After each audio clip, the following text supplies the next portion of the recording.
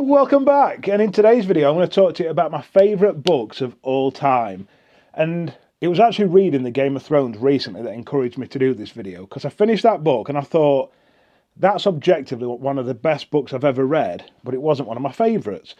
So in this video, the books I'm going to talk to you about are books that I thoroughly enjoyed, books that I came away from at the end of it and I thought, I bloody loved that. And I'm not going to say they're all perfect. There might be plot holes in some of these. The writing might not be the best, but they're all books that I thoroughly enjoyed, and all books that I would recommend to you. I've had to write in my phone what some of these books are, because as you know, if you followed me for long enough, I've got a terrible memory. I've also got dressed up for you today, so it's a bit chilly in the house, so I've chucked my dressing gown on. Apparently it's a posh one, Champneys or something. Anyway, I'm going to get straight into it, starting with Dungeon Crawler Carl. I have actually tried my best to put these in some sort of like genre order for people that aren't bothered about particular genres. And I've also, if I own the physical copy, I'm going to try and show it you, because I know we're all book pervs and we like to see book covers. But unfortunately, I've only got so much room in my house, so if I've not got enough room to stock the book, I'll put a picture up here, so if you want to go online and find it yourself, you can. Dungeon Crawler Carl was my introduction into lit RPG, which is basically a video game in a book. A random person will wake up in an other world. Might be a video game world, fantasy world, could be an urban setting, but they're going to wake up and realise they're part of a video game, and it's progressive fantasy. So at the start of the book, they're going to be low level, no powers, rubbish clothes, and as the story progresses, they'll level up, they'll find new loot, they'll get stronger, they'll unlock new skills and become more powerful. And when I first started reading this book, it was just a fun time. There was a lot of belly chuckle, laugh out loud moments, and I thought, bloody hell, this is so much fun. And then as the story started to progress, I realised that actually it was more than just that. There's some real characters with some real character growth, dealing with just real life traumas. And there came a point, probably around book 2, where I was like, oh, so this is not just a fun time. This is like real. And I just truly think it's marvellous. I've actually put this series on hold for now. I've read up to book 4, and I just don't want to rush through it. So I'm going to continue this series. It's all on Kindle Unlimited. The audiobooks for it are spectacular, and the hardback books are just fit. They're all different colours. They look really pretty on your shelves. And I definitely recommend this one. Just so much fun. And it then got me into more lit RPG. As an avid gamer, that is a subgenre really of fantasy that I didn't know existed, and gives me that fix that I no longer get from gaming, because I've taken a bit of a step away from gaming, spend more time with family, and it just kind of scratches that gaming itch. It then introduced me to a series called Good Guys by Eric Ugland, and that for me was a bit of an easier read than Dungeon Crawler Carl. Shorter books, shorter chapters, a bit punchier. And the first chapter in that, I was like, okay, cool, you've got me. Just this dude going down this mountain, absolutely wild, gets to the bottom, loses all of the overpowered loot that he gets straight away, and you're like, you dick. Like, you stupid idiot. You kind of think to yourself, oh, this is maybe going to be a story about an overpowered guy who just goes through kicking ass. This is fun. And then you're like, I know, cool, he's just an idiot and he's lost everything. But what I like about that series is that you've got the series called The Good Guys, which is like 13 novels out so far. And then there's a series at the side of it called The Bad Guys, which follows the same world but different characters. And as the series kind of gets further on, they overlap.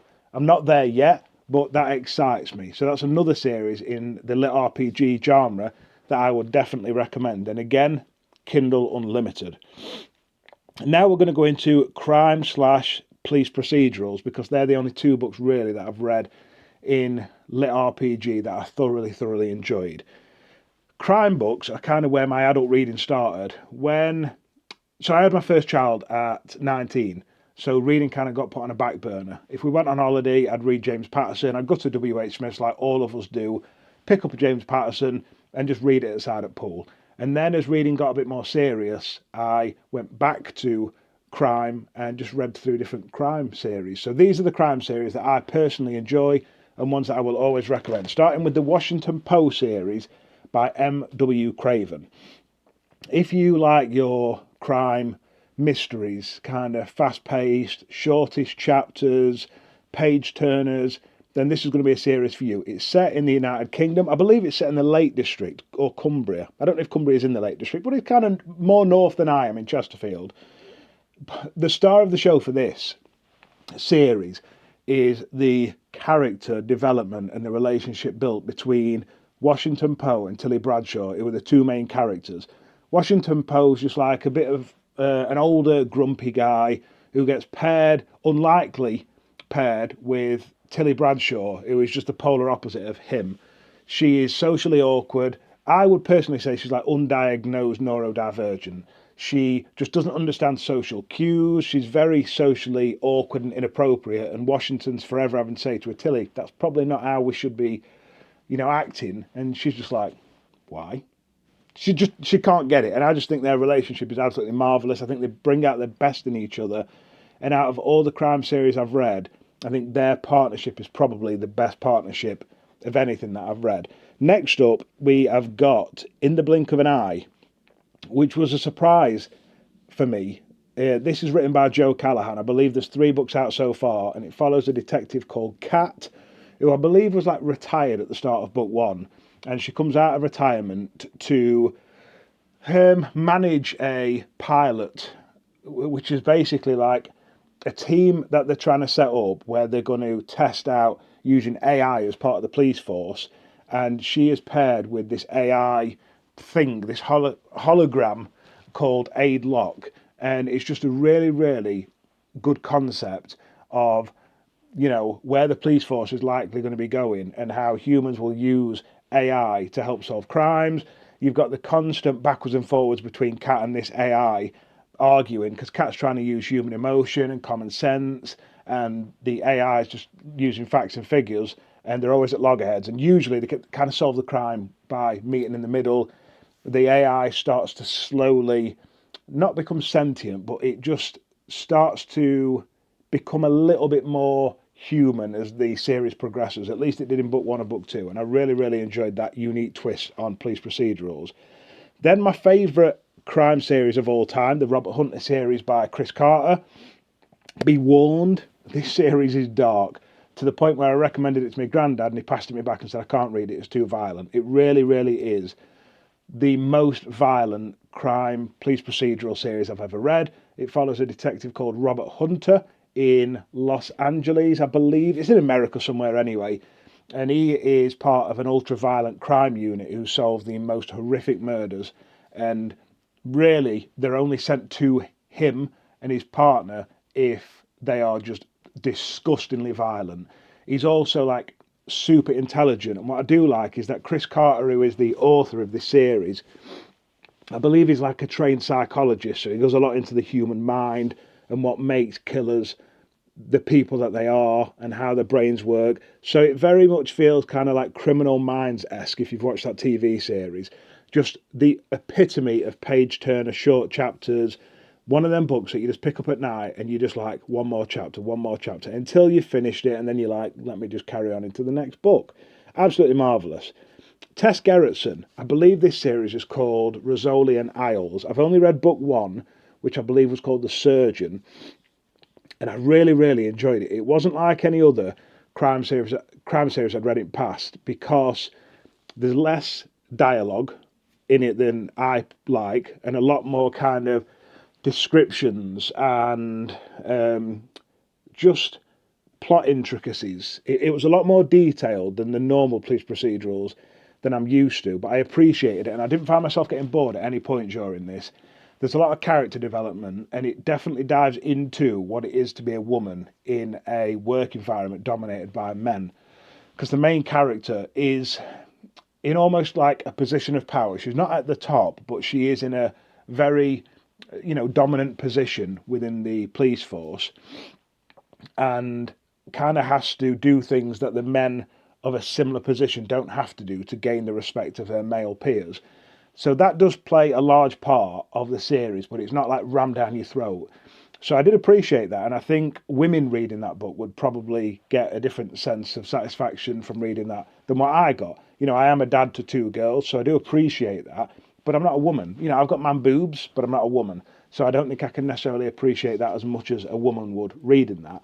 But the actual plot itself was really well thought out. The book was really well written, probably more so than a lot of other crime books that I've read in the past that rely a lot on plot and pace and don't necessarily spend as much time focusing on the writing. That, for me, felt like one of the best written crime series that I'd ever read.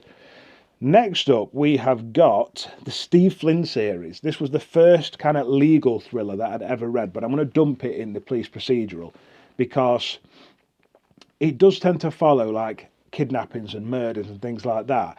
But rather than following the police procedural and all of the forensic side of it, it follows the legal battles and the courtroom drama that surrounds it. So it follows a main character who is called Steve Flynn. The books are written by Steve Kavanagh. And no, it's Eddie Flynn is the guy, not Steve Flynn. Steve Kavanagh's the author. And he's just like a morally questionable lawyer who's got his own practice, and at least in the first two books that I've read, stuff will happen to him at the start of the book that force him to use his skills within his profession as a lawyer to solve crimes and go through legal drama and legal battles. And it was just really, really good. Again, page-turnery, addictive, short chapters. And it's a series that I am 100% going to be continuing.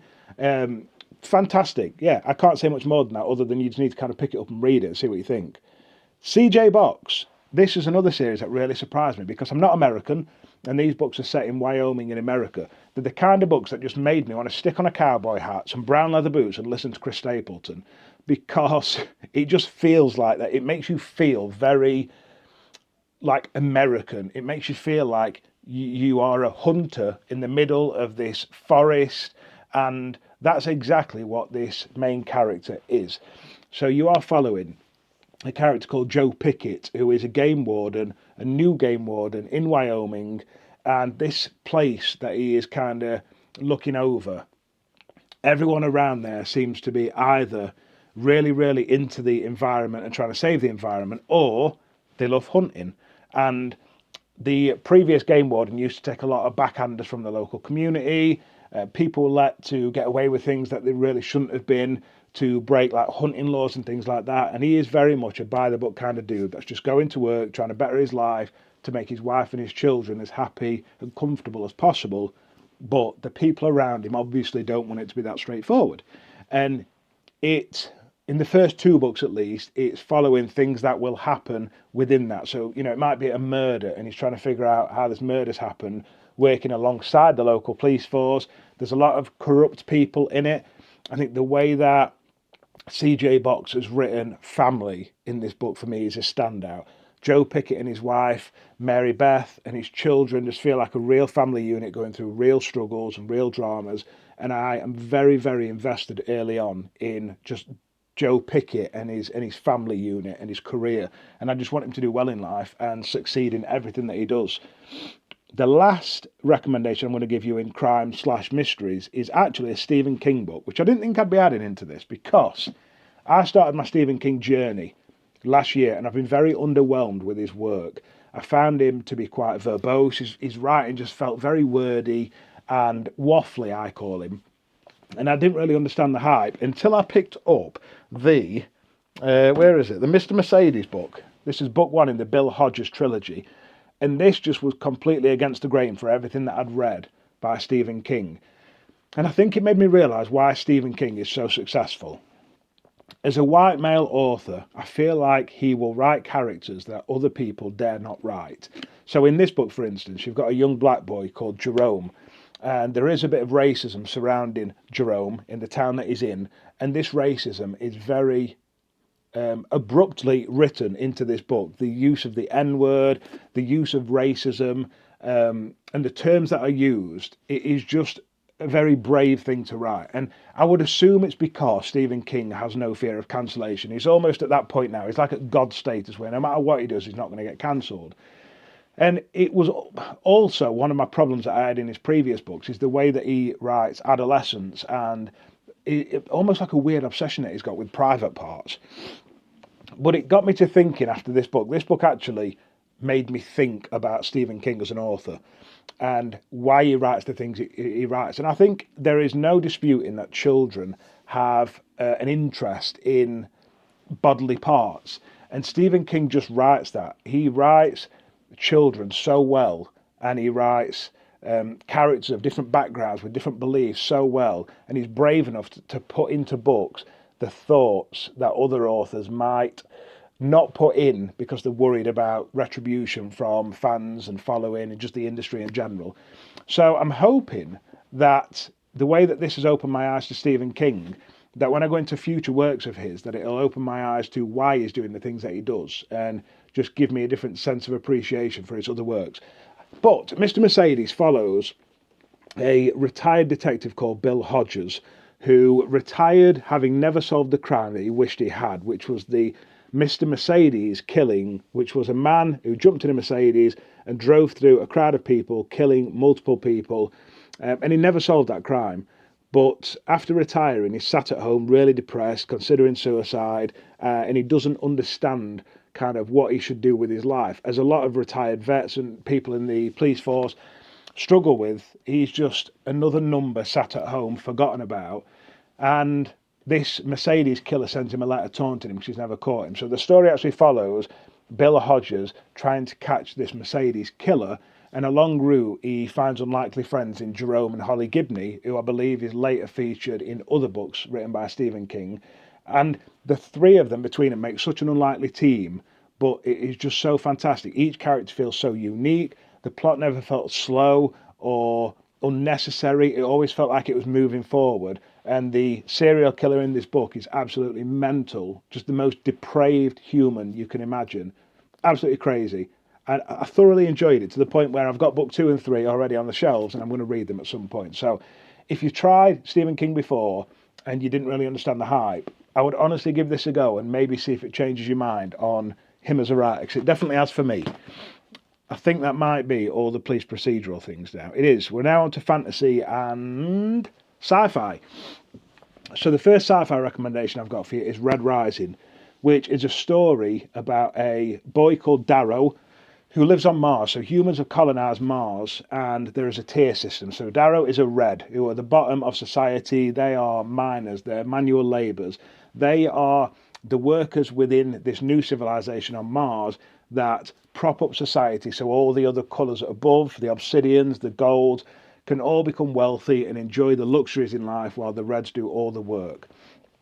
Something happens to Darrow which leads him to want to infiltrate the golds and bring them down from within. And the story is exactly what the book says. It is Red Rising. It's a story of a red trying to rise up and show that he's not weak just because people perceive him to be at the bottom of society.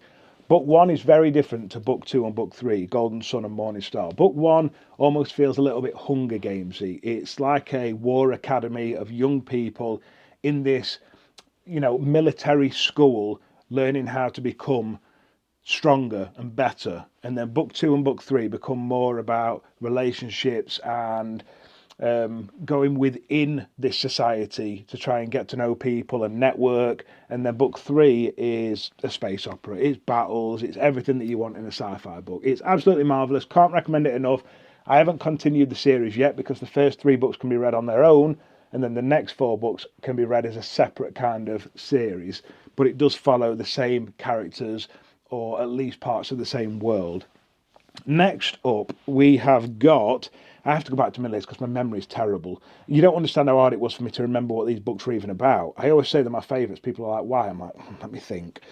The Stormlight Archive, which I've only read book 1 and 2. The Way of Kings was absolutely spectacular. This is book 1 in the Stormlight Archive, and a lot of people critique it as being a massive prologue, which is 1,100 pages. I do slightly disagree. I get what people are saying. It is a lot of... introductions to a lot of characters into the world, but isn't that book 1 in every series? If it is a prologue, then it's the best prologue I've ever read in my entire life. This focuses on a few characters, but the main character it focuses on really is Kaladin, who is part of a bridge crew. Now, the Stormlight Archive as a whole follows a war between the group of people that you follow in these books and a group of people called the Pashendi. And there's always subtle hints of a history between the people you're following and the Pashendi. You never really fully understand, up to where I am at least, if the Pashendi are actually bad people. I am at the point now where I'm kind of thinking, could it be that I am following the bad people who think they are good people?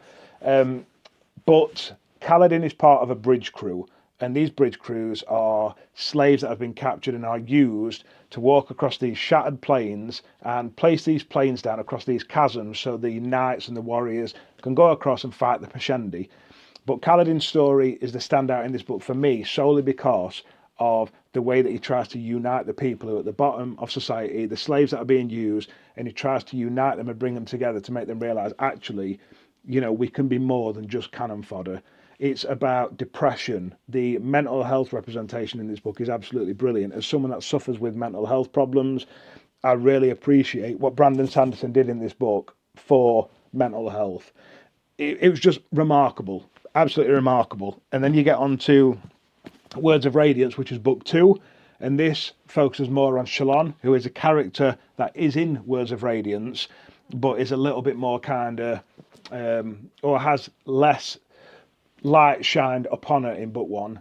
She pretty much gets centre stage in book 2, and her story is an absolutely beautiful story about trauma and about abuse and about healing and about the strength of womanhood.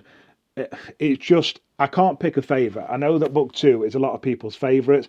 I took different things from both books, and I think they're both equally fantastic. I think what puts a lot of people off reading the Stormlight Archive is just the sheer depth of the books. This second book is 1,200 pages. They are thick, but if you can try and take your mind away from reading goals and reading 50 to 100 books a year and just try and enjoy the books that you are reading, I think these are definitely books that if you just sit down and just read them and don't panic about how long they're going to take you, most people will be able to take something away from these books. The magic system's fantastic. The dialogue is brilliant. The writing that Brandon Sanderson uses is very transparent, really easy to follow. It's just very much one of the most direct prose that I've read in fantasy. And I appreciate it. A lot of people say he's not one of the best writers. I disagree. I think his writing is very simple, but his dialogue is just absolutely marvellous. What we got next? We have got Shadow of the Gods by John Gwynne. This is one of my favourite series of all times. It's a completed trilogy, and it follows mainly 3 characters who are trying to get different things. So you follow in an escaped slave being one of the characters, but my favourite character is Orca, and Orca is on a vengeance mission. But over time, the 3 characters that you follow in their stories kind of come to cross with a common goal. But the way that John Gwynne writes characters and the way that he writes battle scenes in such a cinematic way is just like no other. They're just so fast-paced, such page-turners. The chapters are actually quite relatively short. I didn't think I was interested in any sort of like Norse mythology. I didn't even know who these gods were in, the wolf god and the snake god and things like that. So I don't necessarily think you have to be interested in Norse mythology to get anything out of this book. I came away from it no more interested in Norse mythology, but I just truly loved every single part of this book. This is a world where gods used to rule, but the gods had an internal fight and ended up killing themselves, and you had demigods running around. So you had humans who had the blood of the gods within them that gave them special powers, and then through the story as it progresses, gods may or may not come back, and there may or may not be looming wars. Just read it. It's absolutely spectacular. Next up, we have got Blood Over Brighthaven and Sword of Kagan by M.L. Wang. I had to include both of these, so that's my sexy edition of The Sword of Kagan, but that's the edition that you'll see online if you go online to buy it. This story follows a family in what I picture as like rural China in the mountains with trees and these traditional Chinese kind of buildings, and the place where they are tasked with like defending the region from looming war. And as this story progresses, you start to learn that one of the main characters, the mum of the story, has basically given up everything to be a stay-at-home mum. It's very traditional in the sense that the dad is the warrior, the mum has given up what used to be her dream as a warrior to stay at home and cook and clean and look after the child. And it really is, the first part at least, a story of sacrifice and a story of what this mum sacrificed to give her child what she thinks is the best start to life. Then you've got this looming war, and the battle scenes, the magic system's absolutely cool. There's heartbreak. But then, unlike any other fantasy series I've ever read before, about halfway through, the war ends, and the back half of the book is just really a character study about grief, about family, about marriage, about unity.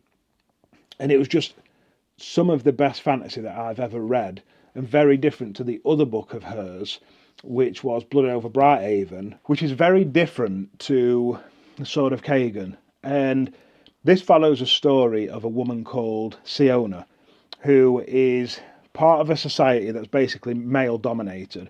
She wants to become a high mage, but women don't really become high mages. They're given an opportunity to enter a competition to be a high mage, or at least to train to be a high mage once in a while, because men are so kind. But they never get in because the men make it so that they can't really learn and educate themselves to get in. But she gets in. And this story kind of covers her experience once she's at the other side of this curtain, and it asks the question that, if you get what you always wanted, will it feel how you always expected? And it certainly doesn't for her. It opens her eyes to a world kind of unseen, and some of the things that you see here are really dark. It asks a lot of questions about humanity. The only reason that I mark it down slightly is that it did feel like the author in this book was kind of putting a lot of her own personal views on the page and trying to force them upon me. Now, some of these views I absolutely agreed with, but it almost felt like it was written in a way where you can't really disagree with them. So that was the only slight critique that I had, but it's still definitely a book that I'd recommend. It made me feel quite empowered for women reading this book, so I can only imagine what it would feel like reading this book as a woman. Another book that I would absolutely recommend. Sorry, I'm a bit out of breath. I had to go downstairs to get my extension to plug my phone in, and I'm a bit of a chunker, so going upstairs appears to be an exercise just as much as tying your shoelaces does. Next up, we've got Assassin's Apprentice by Robin Hobb. Now, this isn't like any of the other fantasy series I've got on this list, because this is much slower in plot and pacing, and it's much more about characters and healing and relationships. And it follows a character called Fitz Chivalry, who basically turns up at the gates of this keep right at the start of the book, and is announced to this royal family as the bastard child of the future king. And in book one, basically, you're following this dirty little secret story as he mingles with the children at the bottom of society and is ignored by the royal people because he's not wanted, but he can't just be kind of tossed away because he is of royal blood. But what I really liked about this story was Fitz as a character. The Farseer trilogy is the first three books of the Realm of the Elderlings, which is just a massive world of books written by Robin Hobb that kind of stems over generations and decades of Fitz Chivalry's life. And in the Farseer trilogy, you're really seeing the start of his life. I am guilty of only reading book 1 and 2. My ADHD dictates a lot of the time that I read a book in a series and then I need a palate cleanser in between before I pick up book 2 or book 3, and I just haven't come back yet to finish book 3. I absolutely will, but all I can say is if you are interested in fantasy that is low, or at least lower than some others on the fantasy elements, it's much lower on battles and things like that, but it is just some of the best character work that I've read. When it comes to relationships and drama, it just very much felt like a soap. It felt like I was watching a TV soap. I didn't know who to trust. I had some characters that I absolutely loved. I had some characters that I absolutely hated. Fitz as a character for me was very likeable, but I think, another person could read it and just get annoyed by his stupid decisions that he makes. I loved his irrational decisions because he's such a young boy and young people make stupid decisions, and he is one of them people that makes the wrong decisions, but he feels like it's for the right reasons. I'm really excited to continue with the Realm of the Elderlings. I'm told that the Live Ship Traders, which is the next trilogy, is also one of the best trilogies, but I am a bit gutted to leave Fitz. if he's not in that series. Ready Player One by Ernest Cline is my next recommendation, and that is a series that I haven't continued, and the reason I haven't continued the series is because I'm told that Ready Player 2 is hot trash. So I'm just going to leave it at Ready Player 1. But this is a story that follows a young boy who is given the opportunity to win billions of pounds, because you've got this almost Elon Musk character who's dead, and he set up a game for anyone in the world to join in on, and he's basically said, look, I have set up this virtual game. I've left Easter eggs in this game. If you can win the game, you can win my billions. And it really is just following a story of this young boy who's trying to make his way through this game and win to give himself some sort of financial stability. He's got plans to do good things with this money, but obviously there are other people, other bad people and corporations that also want the money and the control and the power, because corporations are just greedy bastards. And I found it to be quite funny at times. I was on the edge of my seat at times. It was also like a nostalgia hit, because as an ex-gamer, it just kind of reminded me why I love video games and why growing up I always found this safe haven in video games. It was just such a nice book to read, really fun, and definitely a book that I'll reread later on in life, and one that I'll recommend to my children when they get older. The First Law Trilogy by Joe Abercrombie. Now, this is a book that I don't often recommend because it's not a happy place, but I'm going to recommend it to you and tell you that it's not a happy place, and then if you read it, you're adults, aren't you? If it don't make you happy, then Tyrone warned you. This is written by Joe Abercrombie, and this is book 1 in the First Law Trilogy. What I remember loving so much about this series was the character work. I don't know that I've read characters more complex than Logan Ninefingers and Sandan Glockter. They are two of the most remarkably morally questionable men I've ever read. And I will say, as a caveat to this, that the other characters in this book I actually thoroughly enjoyed as well. There is a female character that comes into the book about halfway through that I thoroughly enjoyed, and I actually buddy read this with one of my friends, Macaulay, and all the way through the back end of the book I was just like, I love this character, she's brilliant. And I don't think he necessarily felt the same, but I actually really liked her storyline. But the two standouts are absolutely Logan and Sandan Glockter. Now, when it comes to plot, I'm not going to say that this story, similar to Robin Hobb, is fast-paced and really intricate with loads of magic systems. It isn't. It really is just about good versus evil. But what kind of makes this book stand out is just the realness of it. The realness of the actions that these people do, the consequences of their actions, and it's watching kind of bad people trying to be good or good people being bad, whichever way you look at it. You could argue that the people you're following in this book are the bad guys, but you can't help but like them. It's just such a real book. To the battle scenes themselves just feel so personal and bloody and violent and real. There's a few sex scenes within the book as well that I just thought were written in such a way that it wasn't dramatized, it wasn't made to try and be sexy. You know, you need to understand that some of these characters haven't bathed for weeks and months because they've been out in the battle, but they still have human needs, and the way that these scenes were written just felt real. That's the best way that I can describe these books, is from start to finish, everything feels real. It feels like the consequences are real. It feels like their actions are thought out and real.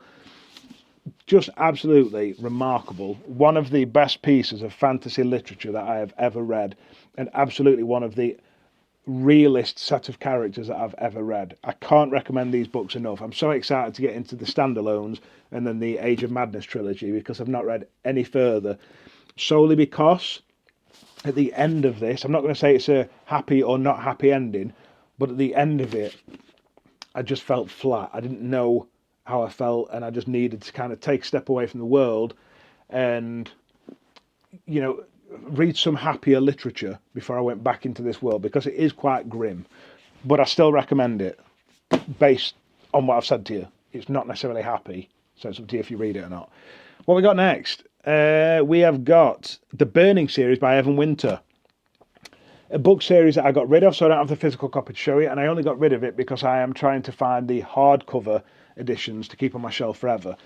This story follows a character called Tao who goes through stuff at the start of the book, leading him to be really angry and want vengeance. And boy, does he go about getting some vengeance. He goes feral, animal-like. And when I say animal-like, I am saying he is tunnel vision. That man is getting revenge. He's got people around him yapping away in his ears throughout the entire books, trying to explain to him, look, dude, it's fine. Get your revenge. But you've also got to kind of deal with what's happened as well. You've got to talk about it. And as somebody that's a big advocate for talking about trauma and talking about mental health and talking about struggles, I love that there were characters trying to explain that to him throughout this story. It's African inspired, so it feels very tribal. There are kind of like African influences throughout the story that I appreciated because it was different to other stuff that I've read. Really good magic systems, and the society is set up in a way where women basically hold all the power within society. Men cannot physically become bigger and stronger and use magic without the woman yielding magic to that man, and the man then has to give it back. So women are seen as very precious in this society, and although the men are still warriors, without working as a team with the women, they're basically nothing. It was really, really good. And the way that the characters use other realms and demons to train in this book, it was violent, but it was fantastic. Really, really good. It is an incomplete series, I'll bear that in mind. I think there's 2 books out so far, and book 3 is due out in 2025. So I am eagerly anticipating book 3. Can't wait for that to come out. Game of Thrones. I am going to mention the Game of Thrones because I did really enjoy it. One of the only reasons Game of Thrones isn't one of my favourite books of all times is solely because of how heavy it is on politics. I tend to lean more towards action and character work and shorter chapters when it comes to fantasy work, just because I've not got the best memory. So sometimes when I'm getting overloaded with characters and things, it can all get a bit confusing. So Game of Thrones, where it stands out is the world building is marvellous. It's humongous, but it's marvellous. The characters all feel so unique, and George R.R. Martin didn't get lazy with this, because when you go on Google, there's over 2,000 named characters in this book series. But every single character you come across feels like they have their own unique voice. The plot itself is brilliant. It's just one of them books where you never know what's going to happen next. You never know who you can trust. It's got some of the funniest characters I've ever met, some of the most morally questionable characters I've ever met, but it just got a little bit overwhelming for me. So I think if you quite like really intricate and epic fantasy, and you don't have any issues with memory and remembering who people are, this will likely be the best book you have ever read. If, like me, you struggle a little bit with hundreds of characters, it can get a bit overwhelming. But I wanted to add it to the list because it is objectively a masterpiece. But it just can get a little bit overwhelming. So I added that in the list just because I appreciate it for what it is. Empire of the Vampire is likely, I'm going to hold 2 covers up here because, yeah, the fit. One of, if not my favourite read of 2025. This follows the story of one of my favourite characters of all times in Gabriel de Leon, who is half vampire and half human in a world where the sun does still rise and set, but the UV light that would normally kill vampires no longer emits. So vampires can come out in the day, they're not as strong in the day, and then at night time when the sun goes down, they are stronger. And you've then got these half vampire slayers, similar to Blade, who smoke vampire blood, so they don't drink blood anymore. They smoke vampire blood to satiate their need, and they go around hunting vampires. But right at the start of book 1, Gabriel's been captured by the enemy, and he's been interrogated and asked how he basically took down the Forever King, who was the most powerful vampire that ever existed. And the entire story from start to finish is told in interrogation and in dialogue. And it was such a unique take on storytelling for me. I was blown away. But it's not just the fact that it's written in a first person dialogue way. it was also, the writing itself is beautiful. There's some absolutely wicked lines. For me, there's not many books where I can remember rereading certain passages and spending 5 minutes on a page, but this is one of them books where I've reread multiple times certain passages and I've just been like, wow, like truly appreciate it. And then the story itself, there are chapters where, you know, you're close to tears, and then the next chapter you can be laughing tears. The relationship between Gabriel and Dior is just absolutely hilarious, but also heartwarming. Gabriel as a character makes very questionable decisions. You want him to make the right decision. He doesn't always, but you can kind of understand why. It feels like there's no hope, but in the background there's a teeny weeny bit of hope where you kind of like, will I get my happily ever after? It is just absolutely brilliant. The magic system's great, the writing's great, the characters are great, and it's a complete series. I'm currently about 10% through book 2, and it's equally as good. I cannot recommend this book enough. Empire of the Vampire by J. Kristoff is a must-read if you are interested in fantasy. Next up, we have got Rivers of London and the Dresden Files. So, this is part of the Dresden Files. Full Moon is book 2. I haven't read this yet, but I'm just going to show them you because I know some of you will go onto Amazon or wherever you get your books from and you'll want to see what the covers look like. So this is Ben Aronfich's Rivers of London series, and this is the Dresden Files by Jim Butcher. All the covers kind of look a bit like this. I've put these together because they remind me of each other. So, these books are set in England, these books are set in America. The Ben Aronfich books follow a police detective called Peter Grant, I think his name is. Yeah, Peter Grant, who is tasked with solving paranormal crimes in the police department. So it's like a subdivision of the police department. When there's weird and mysterious things that feel a bit otherworldly, the police will go to him and say, can you help us solve these crimes? We think that there might be weird stuff happening. And I just found these books, or at least this book, to just be really funny. It felt really like homely because of the fact that they're set in England. A lot of the references in the book, you know, they reference shops that are local to me and cars that we see driving around on a day-to-day basis and real places in London.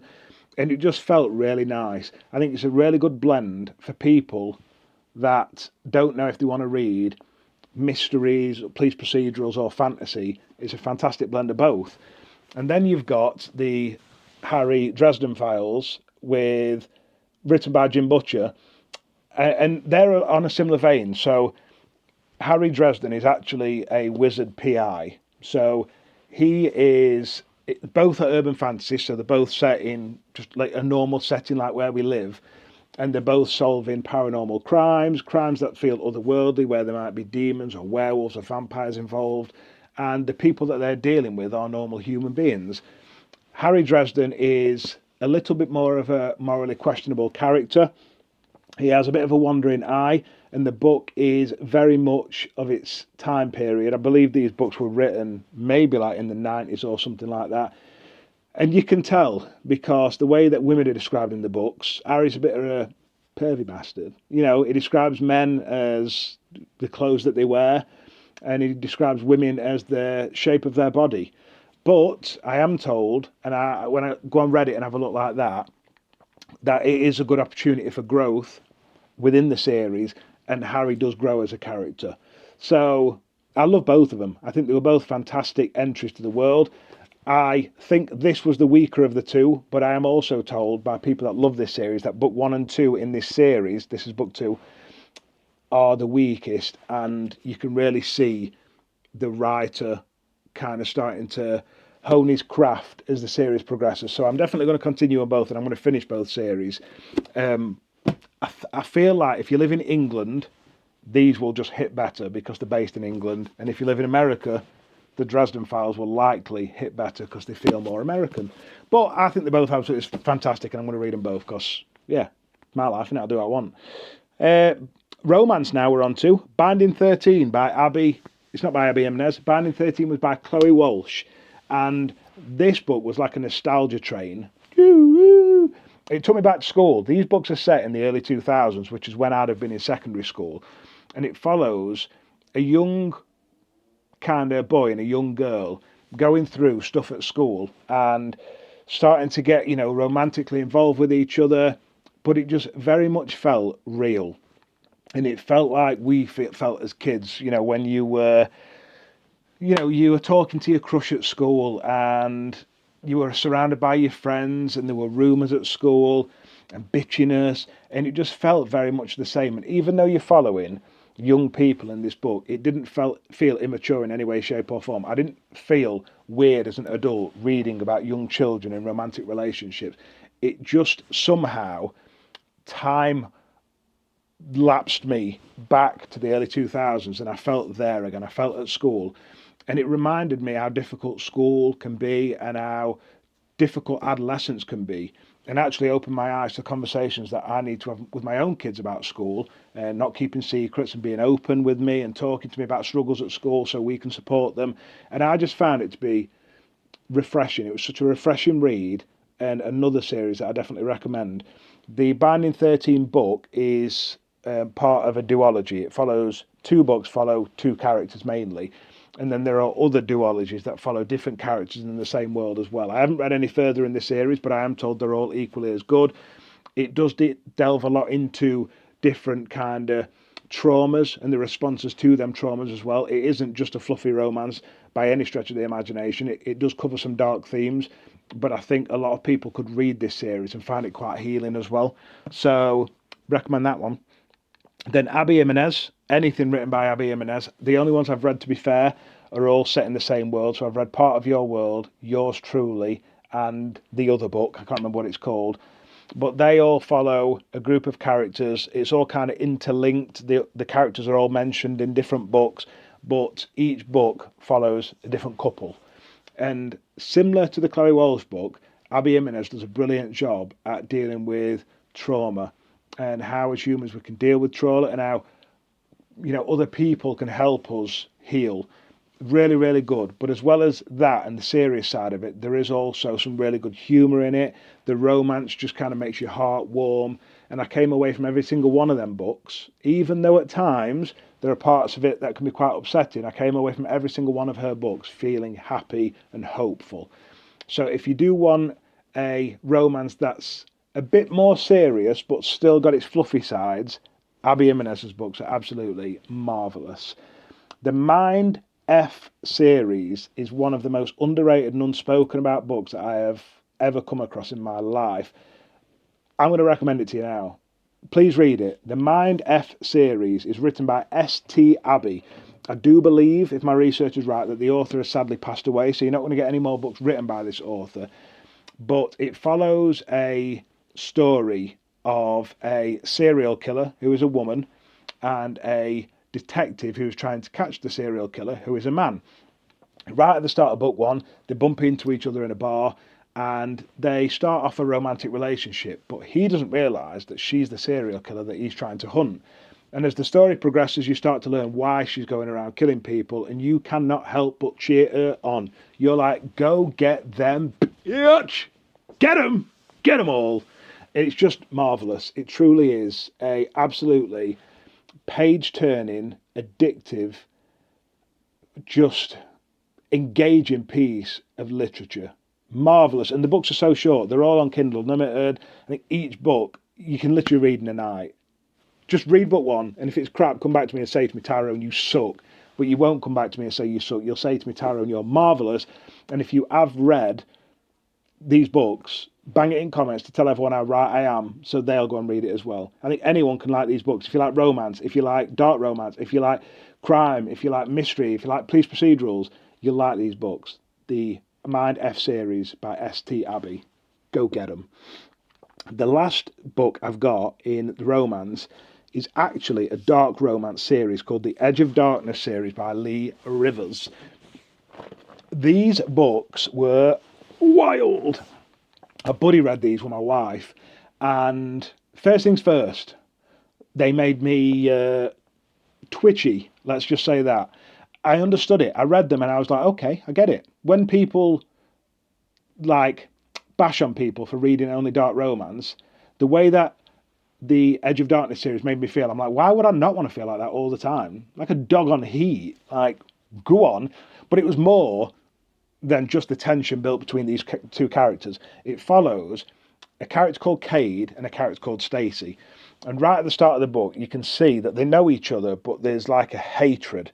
There's like a real hatred between the two of them. There's a lot of tension, and you don't understand why. But as the story progresses, you realise that there's a past between them, and you learn more and more about that past as it progresses. Now, Cade has an obsession with Stacy, and Stacy has noticed that throughout her dating life, whenever she dates men, they appear to go missing. And yeah, they go missing because Cade's killing them. Yeah, he's killing them. He's mental. He's absolutely crazy. So the story really is explaining the past of them two, and then they may or may not start to kind of come together and deal with a lot of issues that they both have. They both have been through trauma, and they help each other heal. It's just remarkable. There's a lot of like action within it that I didn't expect. I expected it just to be like snogging and kissing and like squeezing bums and stuff, but it's really not. There's a lot of action in it. There's a lot of violence in it because Cade is like a hired hitman. So you can imagine sort of stuff that he's doing. It really, really is remarkable. And if I was going to recommend to you any dark romance book, it would be that one. My wife has read multiple dark romance books, and she said nothing has ever compared to the Edge of Darkness series by Lee Rivers. So I'm not going to read any more. I'm just going to read that and then be like, yeah, dark romance is banging, very good, read it. Don't judge people for doing it. If people are picking up books, we need to celebrate it. Don't care what they're reading. Next up, we've got like general fiction. 1, 2, 3, 4. I think we've got like 4 or 5 more books. Flowers for Algernon was spectacular. I mean, all these books were spectacular because they're on this video. Flowers for Algernon was a story about a man who had a low IQ, and he always wanted to be clever. He always wanted to have a higher IQ, so he underwent this operation to give himself an higher IQ. First things first, the writing was so clever because at the start of the book there was a lot of spelling mistakes, punctuation mistakes, and as the protagonist's intelligence went up, the writing got better. So I was like, ooh, very clever, well done. But it asks a lot of questions as well about, you know, if we get what we always wanted, will the results be what we expected? And 9 times out of 10, no, they're not. It's like, as he became more clever, people started to treat him differently, and the results weren't necessarily always positive. And it just asked a lot of questions, and it was one of them books that I couldn't help but think. It was just very, very thought-provoking, and a book that I will always recommend, and a book that likely I will come back to and reread another day. Flowers for Algernon. I can't remember who wrote it, but it'll be on here. There'll be a pretty picture of it somewhere. Now, the next book made me ugly cry, and Every Morning the Way Home Gets Longer and Longer by Frederick Backman. I think the reason this book made me ugly cry is because my wife's nana has got dementia, and whenever we go and see her at the care home, it's either a really good day or a really bad day. We either go away feeling really, really happy, or we go away really upset because she's having a bad day. And this book follows an old man sat on a bench with his grandson, and the old man's struggling with dementia. And there's a lot of memories missing in his brain, but the story is narrated like almost within his brain, and it is just such a clever piece of literature that touches on dementia and touches on the pain of loss and the importance of family, and it just really, really resonated with me. After suffering with depression and being suicidal and things like that, I almost had like an epiphany when I was on antidepressants and realised truly the only thing that mattered to me in life is family. Because you can take everything else away from your life and you can replace it, but you can't replace your family. Once they're gone, they're gone. And this book just reminded me of that. It instilled it into me, and it just reinforced my belief that my priority and people's priorities should be their loved ones. It was just such a beautiful piece of literature. And for me, the only 2 books that I remember that have made me really ugly cry was this book, and Tilly Cole wrote a book called Thousand Boy Kisses. That book made me really cry as well. Them 2 books are the only 2 books that I've ugly cried at. I've cried a bit at some other books, but they were like snot coming down my face, couldn't breathe. It were like, oh gosh, them 2. So I highly recommend that. And then also another book by the same author is A Man Called Uwe. which follows a man really struggling with his place in life. He's lost his wife. He feels like he's got nothing else to live for. He's feeling suicidal, and some new neighbours move in his neighbourhood, and he's not happy with them. He wants them to act a certain way because he's very anal. He's very just particular in the way that he wants people to be, and it's his story of trying to find meaning in life after he's lost his wife. And that was another really upsetting but really heartwarming book. And I would go as far as to say that I would recommend any Frederick Backman book based off of the fact of them two books were just so spectacularly good. I actually, after reading the book A Man Named Uwe, watched the film with Tom Hanks called A Man Called Otto, and that made me ugly cry, like really ugly cry. I remember me and my brother-in-law were sat in Spain watching A Man Called Otto, and we were both crying, and then my father-in-law came in, he was like, "What are you two Jeffs doing?" We were like, this film. Like, we were ugly crying, it was so cute. So yeah, read Frederick Backman books if you want to cry and be happy in a weird way at the same time. What we got last? I've missed a book as well in fantasy that I'll talk to you about in a minute. James by Percival Everett. This is a retelling of the Huckleberry Finn story through the eyes of James, who was the slave in Huckleberry Finn. I've never read Huckleberry Finn. I've never seen the film, so I don't know if it would hit the same if you've already read Huckleberry Finn. But I just know that I really enjoyed it. It definitely touches on a lot of questionable human actions. It touches a lot on how black people were treated in that time period, and I think it's important literature to read. It's important because things like that did happen, and it's important that we don't repeat history. It goes to show you really that colour is irrelevant, and that people are people, love is love, and the importance of just being open-minded to different cultures and fighting for what is right and not standing back to watch injustice. It was such a brilliant book, and it encouraged me to pick up Trees by Percival Everett, which is another really good book by the same author.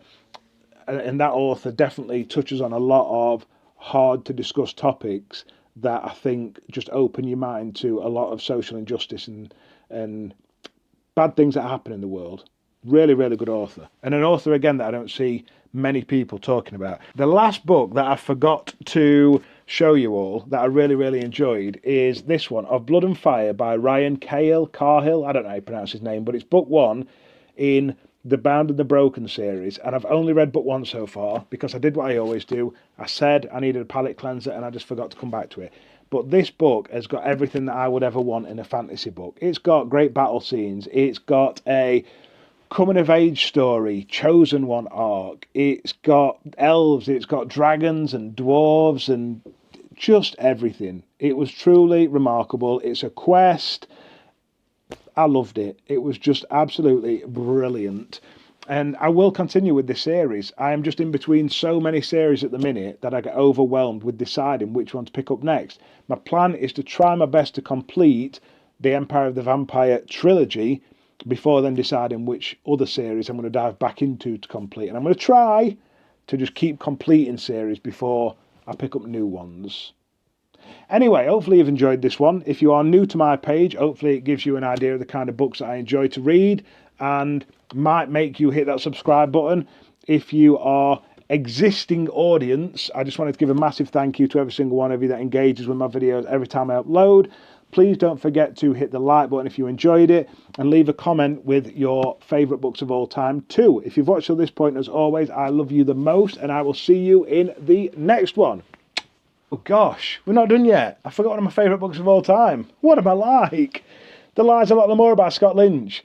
Some of the best characters ever written in modern fantasy. Some of the best dialogue. It's very low on the fantasy, so don't go into this again expecting epic battles and dragons and stuff. You're not going to get it. But what you are going to get is a group of young people who are mischievous, doing heists, having fun, being naughty, and just saving each other and stuff. It is truly beautiful. One of them books that you will get to the end of and you'll just be like, I need me a Jean in my life. Just friendship. Read this book. Absolutely brilliant. Who cares if this series is never getting finished? Go on, Scott Lynch. I'll see you next one.